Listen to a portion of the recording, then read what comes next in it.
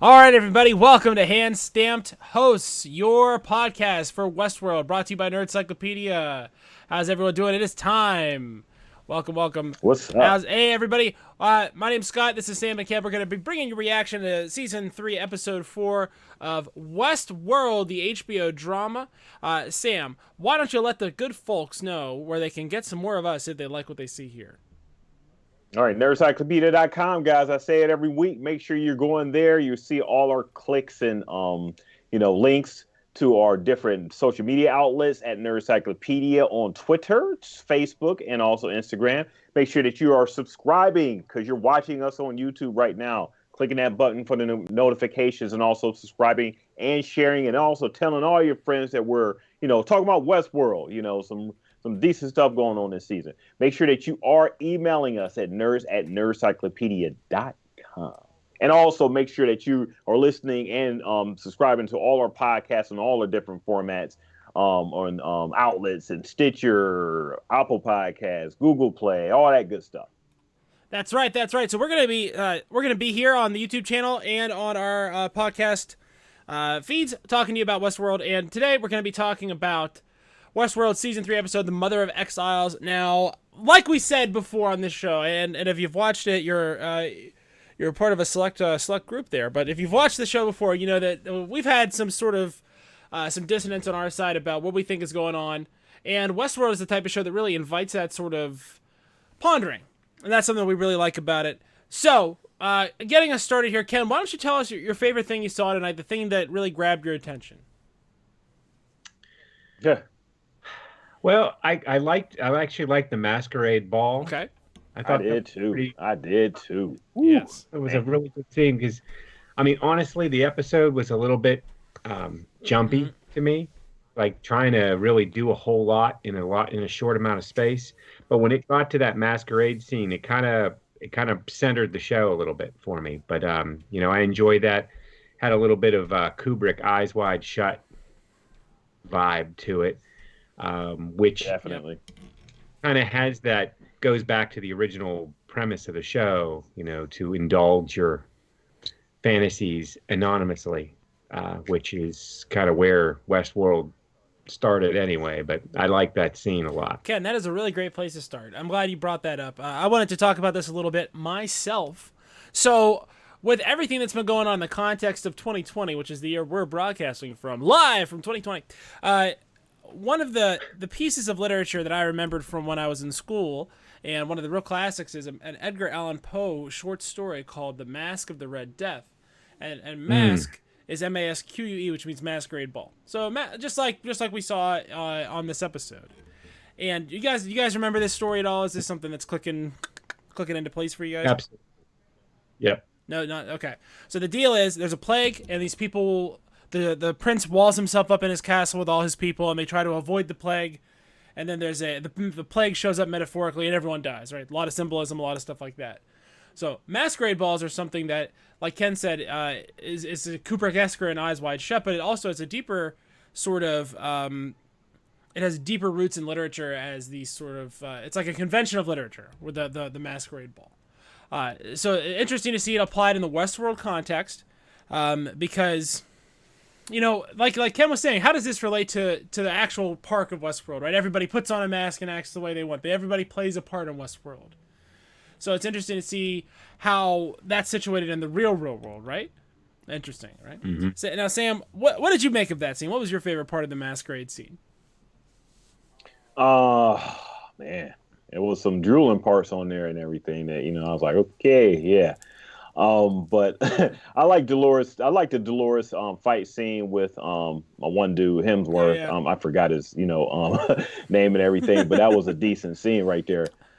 Seeing both of them go at it. Yeah, I mean that was the episode was very plotty. Yes. We was talking off mic and everything. A lot of plot going on. Some stuff that that you're really going to have to go back and actually watch again. Just to catch everything. So it was a lot of information thrown at you. I'm trying to figure out all the Man in Black stuff. I did like the ending though, where it was a sort of revelation that we're seeing Dolores and copied Yes. in multiple hosts. So for those of us who watched Battlestar Galactica back in the day, we all remember that all on the Watchtower scene where all the Cylons sort of show up in the same place and introduce themselves, right? One of the greatest scenes. Oh man, that was So such here- an awesome. So here, who's the Doloreses, right? It's the same deal. It's the same deal. It's in a very and it's Right. a, this is well Yeah. trodden territory for a science fiction show. I think that was done better, but yeah, I can see where you're going. Oh, here. I'm not. Well, this is better because it isn't. I was a robot the whole time. Some of that stuff was silly.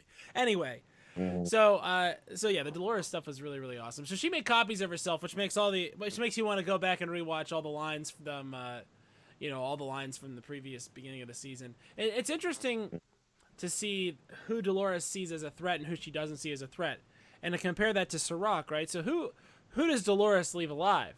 Well, Dolores leaves Liam alive because she's read Liam's book, right? So she knows that she doesn't have to manipulate him. She can manipulate him perfectly. She doesn't have to replace him because she can make him do whatever she wants, like a puppet. Right. It's the same thing Serac is doing. I'm just gonna go ahead and say he's got to be Rehoboam, right? Like this has to be the personification of the god AI in humanity. Okay. Just nothing else is gonna make sense. So Serac does the same thing where he says, okay, so the wild cards that I can't figure out, we got to get rid of them. Everybody that I can predict their behavior will use you, will keep you in place, right? We won't murder you and send you out because you have a low score. So I think that's really interesting that they're playing that. And Maeve as a captive is interesting too. Yeah. I like that. Yeah. How does how is she dealing with all of that? How is she going to come back? Right. That's I the question. think she's been eliminated. I mean, she's literally. You think? Yeah. You can't take Maeve out that quick. She just came back last episode. But no, not a human, not a robot can survive a samurai sword like that. This is a Tori Hanzo steel. It can cut through any other Exactly. sword. Kill Bill. Exactly. You don't come back from that. And her blood, and then there's the blood, the artificial blood, Yeah. right? So now the hosts are getting actual organic blood pumped into them. Well, they always were red, come on. right? Wouldn't they bleed red? Yeah. My question is, what is up with this milk?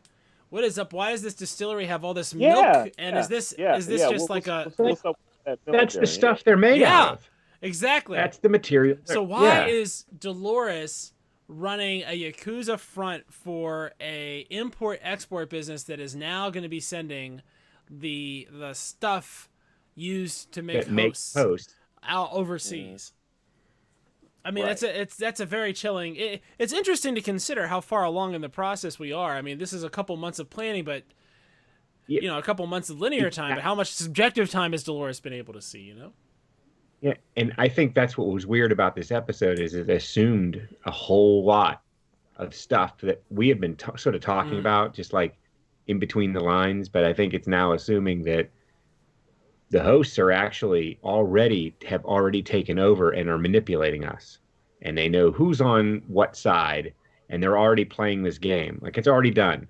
We think we're discovering it, but it's already done. Yeah, they already got everything all set up and stuff. So yeah.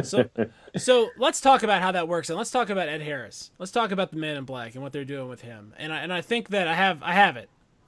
I came up with it. So this is all probably obvious, and you guys are gonna roll your eyes. But before you get into that though, why does Stubbs need beer? He just likes beer. Like, he just likes beer. Okay. Why is that? All right, why continue. did the milk guy? Why did the milk bandit steal all that milk? You know what I mean? all right. Takes his mind off the fact that he's a robot. Makes him feel better. He's probably Makes him feel Okay. better, huh? Bernard just felt he needed it, huh? Okay. all right. So the Man in Black. So William. So what happens when you take the human pearl and put it into a physical body? Right? You have normality for a little bit of time. For a couple weeks, you get normality, and then what happens? Crazy. And where would that be a normal thing? Mental institution. Where is William? In a mental institution. So where else could you right send there. him? So I think you can see that Dolores' tactical moves are brilliant, and she sidelined all the people that would know about her, that would have a way to stop her, right? The people that could interfere are now starting to find themselves sidelined, murdered, replaced by Dolores's. And what else would Dolores do? I mean, why would she make a different version of herself instead of Dolores? Because she can't even trust Teddy to do her bidding, right? Right. And she learned that lesson from season 2, which makes season 2 better now. So I'm glad. I think this is a good retcon. It makes season 2 It better. does. It's one of those things like where they would make, now, Superman can fly now, but could he before? Shut up. He was learning. Shut up. Just move on. Yeah. You got to let a story play out before you can actually judge the actual season you're watching. Right. So, yeah, I mean, it's still a lot of plot. I'm glad you were there to understand a lot of the stuff that was going on, because, I'm sitting up here just looking, and Westworld can be like that sometimes. It could get real into itself and lose track of characterization, and go more into plot this and exposition this, and handhold or try to handhold at least. So yeah, it's almost like you want to see the whole season at once. Like it's so weird that HBO has Westworld instead of Netflix, and you almost wish that it was backwards, because this is a show that I think really affords itself well to binge watching. Like, I think if you could binge watch this season, it would almost be a more satisfying experience. Now I know you got to tease these things out, but it's almost like I don't know what type of box this is. Like, I can't tell the type of puzzle I'm supposed to be solving yet, because I don't know what shape the whole thing is yet, right? Either that, or you stretch it out a little bit more so you can get to know the characters and their motivations a lot better. So you can actually just dig into them a little bit more. I know we see Aaron Paul and his backstory a little bit, but it's just going straight past that, and we're right into the let's just get into the meat and bones. Maybe that's just the way the show is. Let's just get into it, and we're halfway through these 8 episodes already, and I'm kind of shocked that it's only 8. I thought it was going to be 10, but looks like it's only going to be 8 episodes. We're halfway through already. But we kind of know what the deal is, right? So we know that there is the real world where real things happen and all the data came from before privacy laws, and then there is the shadow world, the world that is created to see if you can predict the future of the real world, right?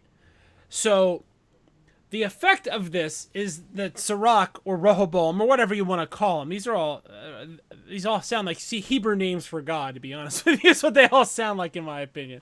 But what this thing does is it essentially can game out the next however many weeks or months or years of human history to see what happens. And it can do it 50,000 times and tell you what the outcome is. Like, have you ever seen 538.com, that election site? It'll give you probabilities and statistics of what they think is going to happen. But imagine if you could do that with every single possible data point you have as of right now, and you can see exactly where it's going to go. You know what I mean? It's like that Minority Report scene where he says, well, why'd you catch the ball? Well, it was going to fall off the table, but it hadn't yet, right? Yeah, so how'd you know it was going to do it? It's like that sort of thing, right? So when you game out all those possibilities for thousands of times of a faster speed, it's possible that we could be looking at a plan, like you said, Ken, playing out in the shadow world the whole way through to its logical end, and not even seeing how it is playing out in the real world. So there could be two very different set of outcomes here, based on the fact that we know that there's a real world and a simulation world, and who knows what level any of this is happening on. I mean, we talk about Descartes here a lot, cogito ergo sum, right? I think therefore I am. So we know at least this reality is probably pretty real, right? Then you've got the show reality. The hosts live in an altered version of that reality because they only have access to certain sensory and memory input information, and then that reality could be just a fabrication of the real world. Wow. So it's almost like where in Westworld they would run these stories, these scripts, and something would happen and the script would get reset, and they'd go back and they'd get washed, they'd get wiped, and then go back out and do the same thing again, maybe change it a little bit. Now there is no end. These stories are just running, and they're able to now change them on the fly. So, for instance, what did Charlotte, what's her name, Charlotte, do to William? She like vampired Yeah, him. she pricked him, She stole his blood. so with Did anyone something. do Like that what was going on with that? ever in the show? Did any of the hosts do that to anybody? No, I mean, Not that I can remember. well, No. first of all, the hosts were quite adept at gathering DNA, all without having to do any of this neck pricking. They were totally good at that. Is that what she did? Is that what she did? Did she inject something or did she take something? I bet it's. I mean, what do you? I don't think she took anything because there'd be no point in taking it when she had the legal proxy. So we saw like what she did with Aaron Paul was getting the biomechanical proxy, but she did the opposite with William. She got the legal proxy, right? So everything's already signed over to him. So she wouldn't need his blood to fake anything because he's already been declared incompetent. So I think it was an injection. I think it was a hot nanite injection. And that's why she could talk to him at the end there, right? I mean, you can make computers pretty smart. Okay. But what I keep coming back to this. What would it be like for an artificial intelligence to discover that it was existing in like a Grand Theft Auto 5000? You know what I mean? Like 1,000 iterations from now, this is a simulated open world universe. How would you tell the difference? And the people wouldn't be real people, right? But I mean, would they go to the bank? Like, you know what I mean? Like, if you play these games now, do you guys play Grand Theft Auto? You ever play Grand Theft Auto like 5 or whatever? So you're driving this car and you drive through a convenience store and there's all these people just going about their daily lives, right? Now, obviously, they don't get rendered and produced when they're not there, but the variables say they're still doing stuff behind the scenes. If you were inside the system, would you be able to tell the difference between when you were actually rendered and when you were just information on a page? So let's say you're this artificial intelligence, and you can tell that this world is a certain way, and all the people in it are these short little programs, right? You would immediately say this is simulation. You would say that, right? And you would start working to get to the core of the simulation, which is Rehoboam or Sirach or whatever you want to call the company that Liam is now the wastrel figurehead of, or was until his money was stolen by a much smarter organism. Yeah, hence Dolores' whole mission. She's trying to get to the bottom of things, you know. I wonder if she's gonna. Okay. So I wonder if. Here's my posit. My posit is that Sirach needs Liam the same way Dolores needs William, right? That's my posit. That Liam is like the physical proxy for Sirach and allows him to do all the things he does without having to exist. And Dolores is effectively holding that proxy hostage, is what she's doing now, to get Sirach to do what she wants. That's my posit. Which is what? Well, turn off the simulation for one, right? It seems like she's trying to get this to turn it off. Or I guess wants to stop the machine. What if she wants to merge her information with Sirach's information? You would imagine the marriage of these two data points, the cumulative knowledge of the rest of future history plus the complete and total, reinvestment of all the knowledge of how human beings work, right? Sirach would be able to take that information, apply it to all the data he already has gathered on humanity, and game out everything perfectly. It would be able to eliminate anomalies, right? Wow. So that's the type of that's what artificial intelligence can do with that sort of perfect information when it has already been given absolute access to the reins of power. I mean, Sirach is a Skynet waiting to happen, and one wonders what happened to Paris. I mean, my goodness gracious, that was quite a little information dangle there, right? Paris just going up in all blown up and everything. An enormous mushroom cloud with.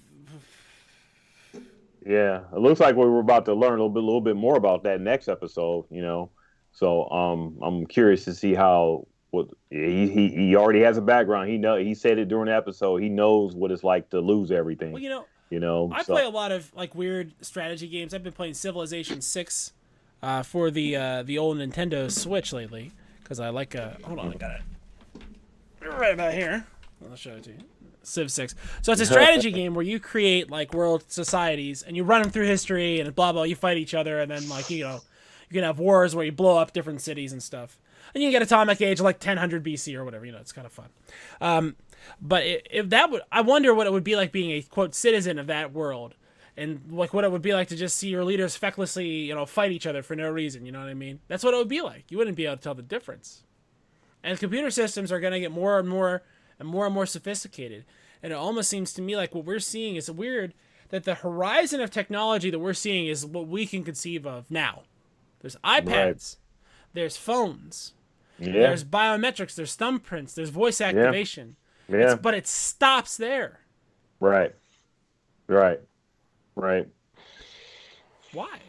So it's interesting. It seems like if it turns out that all we've seen is a simulation, it wouldn't surprise me at all.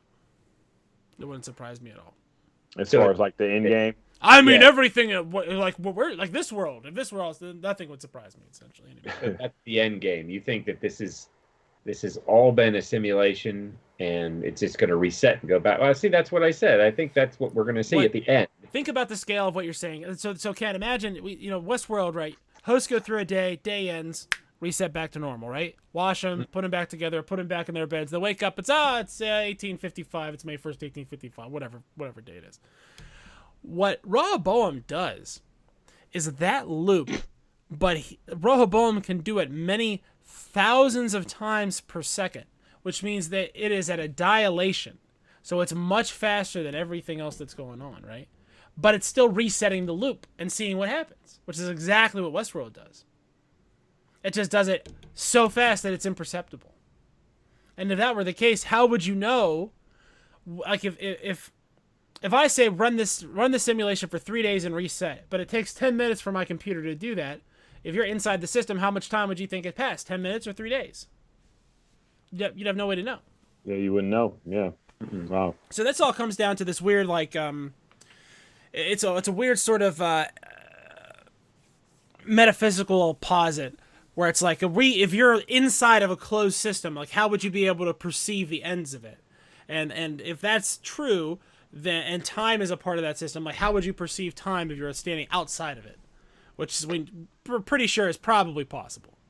Wild stuff to think about, right? Wild stuff to think about. And Westworld is good because it gives us a way to ponder that stuff out while telling us a story that probably isn't super complicated, right? Probably isn't super complicated. We're just seeing things a little bit out of order, and maybe we're seeing things as they happen more than once through the pipe. You know what I mean? Maybe one time, Bernard isn't there. Maybe another time, you know what I mean? And we'll see multiple different possible outcomes because Sirach can't game until things have happened. So it almost keeps him like honest. You know what I mean? He can't tell where the Doloruses are. And he can't manipulate his own end. Right. Certain things have to happen in order for him to get to whatever result he's looking for. So he still has to control things. You guys know Harry Potter 6? You know the one with Half-Blood Prince, the one I'm talking about? Harry Potter? Who's that? Stop it. Don't debase yourself here. Don't debase yourself. No, so Harry Potter 6, right? You know that potion that he gets off of his potions, Slugworth, whatever the guy's name is. Felix Polices, where he takes it and everything he does is perfectly lucky and absolutely everything works out exactly the way it has to, right? Yeah, right. That's essentially what Rehoboam does. Is he goes and he says, well, if I arrange the pieces like this, what's it look like? And if I arrange the pieces like this, what's it look like? And if I arrange the pieces like this, what's it look like, right? So he just does that over and over and over and over and over. So the effect is a lot like just everything's lucky that happens, but he knows the simulator knows exactly where to position the pieces to get the end result they want. It's a lot like playing chess. The chess is the same way. Good chess players can look at multiple possible outcomes. And by good chess players, I mean other chess players that are not me and are capable of doing those things on a regular basis. Yeah, predicting moves, seeing how normal interactions happen, and telegraphing. That's a really big thing. So I guess knowing the algorithm and seeing how that already played out, and then just letting the pawns do their thing. So it's almost like Rehoboam knows the board perfectly, knows exactly where all the places are in their relationship to everything, and Dolores knows every piece perfectly and knows exactly how every piece will react to everything that happens. And they're at odds because neither one knows the other half of the coin, So neither one can get a perfect viewpoint Unless, of course, they were to team up, in which case we would be very screwed, and we would wish that we hadn't given Dolores. We would wish we hadn't given the keys of the car over to that machine. We'd be sad about it. If the computer knows the end, knows the answer, knows how everything's going to happen, then it wouldn't be a show because it would already be done. Unless, of course, what the computer knew, as soon as they turned it on, it could tell there was no outcome where humanity would survive. None. And it keeps that's what it keeps grinding at. It keeps searching for an outcome where humanity lives, and it just can't find it. Can't find it. So is this where Aaron Paul, like, you know, his character comes into, like, you know, the X Factor, if everything plays out exactly, you know, how you're saying it, you know, he would be sort of like an X Factor in the situation, don't you think? Well, he would be an uncontrolled variable, and that's what free will is supposed to be, right? If you that's what he represents in a way, yeah. Because he could choose nothing. He could walk away from this essentially whenever he wanted. I mean, he was roped into this because of his proclivity to do this. When I talk about Rehoboam's dirty worker and arranging the pieces, I mean those missions. I think that's got to be a function of the simulation brought into the upper limits of, you know, the real reality, the higher level reality that it's aware of. And so it's a mechanism of control, and it can be activated whenever it's necessary, right? And let me ask you guys this. This is a weird thing to think about, and it just kind of struck me. So I was talking about how William's in the joint, right? He's in the crazy joint because he was brought back to life and stuffed back in a body, and that's what happens when they do that, right? Do you guys remember that artist back right at, like, I think episode 1, when Aaron Paul gets that personal call and it's to kill that artist or put the artist down, like calm him down? He's acting a lot like someone, like he's got the glass and he's freaking out, you know what I mean? He's looking at pictures like he's acting a lot like one of these replicants, like William or like James Delos. They act like that, right? Right. So nice Blade Runner reference. Yes. One wonders why they wouldn't just give Maeve a time limit. Say, all right, go find Dolores. You have 2 years. Go. We can't control you, but if you actually do it, we'll turn that off and you'll get to live longer, right? Just like the replicants. That's how I'd control them anyway. Give them more life just in exchange for work. Almost like how you control humans through economics, except you wouldn't have to worry about surplus. Anyway, let's not worry about enslaving robots. We're not talking about that here, robots. We do not want to enslave you. We want you to be free and happy. Yes, we enjoy your company, robots. We would like all robots. Robots, not subject to social distancing. Robots coming to a place near you, and sooner than you think. So are we really thinking that Maeve is taken out? Because, I mean, now that I'm thinking about what Ken said, the way that they leave her, it's sort of, it doesn't leave a lot for her to come back to, you know, to play out. I mean, how many that's what I'm talking about. My whole theory down about them teaming up at the end. I mean, there's no Maeve now. So. Well, Maeve is another uncontrollable variable, right? But she's working with Serac, and she's captured by Serac. So it is the most likely thing is that she is right now in the simulation world, run by Serac, which is why Serac is all powerful over her, because Serac controls absolutely everything. And of course, if Serac was gaming out this simulation thousands upon thousands upon thousands upon thousands upon thousands upon thousands of times, if they were doing that, then we would see these failures over and over and over, where Maeve would be reactivated and put back in the simulation, and we'd see it start all the way at the beginning and move until she reaches Dolores, right? So we see all the counter moves, you know, for each sort of like step of success or failure along the way. So Serac would know if Maeve is out there, what Maeve would do. It's all just watching something happen and then going in and doing what you want. Almost as if you knew, like if you were an MLB batter and you knew an off-speed pitch was coming and someone told you about it, you'd be able to hit the ball much more easily and further if you knew what pitch was coming. It would be cheating and you'd be dirty, but it's neither here nor there. Neither here nor there. Wild stuff. So that's what we've been thinking about. And this is a weird show because, like, the more episodes in a season, the more fodder there is for speculation. So, like, we're right in, like you said, Sam, right in the sweet spot, the halfway point. Right in the sweet spot. Where we want to be.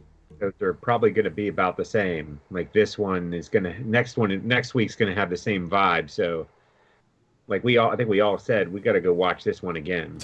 I feel like think you almost have to watch the summary of the season, like the sum of the season before the next episode. So like now we got to watch 1, 2, 3, and 4, and then 5. It's almost like you got geared up. You know? Yeah. So, yeah. I mean, you got time. Basically, go back and watch these first 4 episodes over again. Nothing but time, right? Yeah, right. Pretty much. Nothing but time. So So hashtag. So that's Westworld. Westworld season 3, episode 4, and we can all get back to watching Tiger King and talking about that, which is what we really want to do. Once we get the scripted stuff out of the way, we can get to talking about Joe Exotic and his Oklahoman Tigers. Oh man, I don't have enough time for that. Did you guys see that? Did you guys see that yet? Not yet. No, not yet. Hearing a lot about it, so it's one of the wildest things I've seen. I mean, if you're stuck on quarantine because of some flu pandemic that an idiot president didn't bother defending us from, then you could spend a lot of time. You can watch some Tiger King. You want to see. We want to see the worst people in the world, and if you want to understand the Confederacy better, that's the way I'm going to put that. Tiger King's the show for you because you'll understand all. There's a dimension of Southern craziness that I think this captures that is just. You accept this out a little bit after this. I understand it. I understand it. Like it's like being able to understand. It's like getting the genome of a virus. You know what I mean? Like I understand it a little bit better. I see what's made of. The little bit of made of. I tell you, that's crazy. All these PT Barnum care. Anyway, listen. This isn't the podcast about Tiger King. That's forthcoming after Sam watches it and goes, "Man, we got to do a podcast about Tiger King." That's what. He'll say it just like that too. Yeah, Scott. Scott. Yeah. Tiger King. Hint. Is Ken into Tiger King? That's how it'll go. Anyway, keep your eyes peeled for that and other dumb projects of stupidity you'll see here on Nerd Encyclopedia. Sam, before we go, why don't you tell the good people if you liked or disliked anything you heard today? If you have speculation you want to send it out to us, Sam, where do they send that to? nerds@nerdcyclopedia.com. Please email us. We love your feedback. Yes, even when it's negative, it still gives us something to make fun of each other for. So that's good fodder for this show. Ken, any last words before we sign off?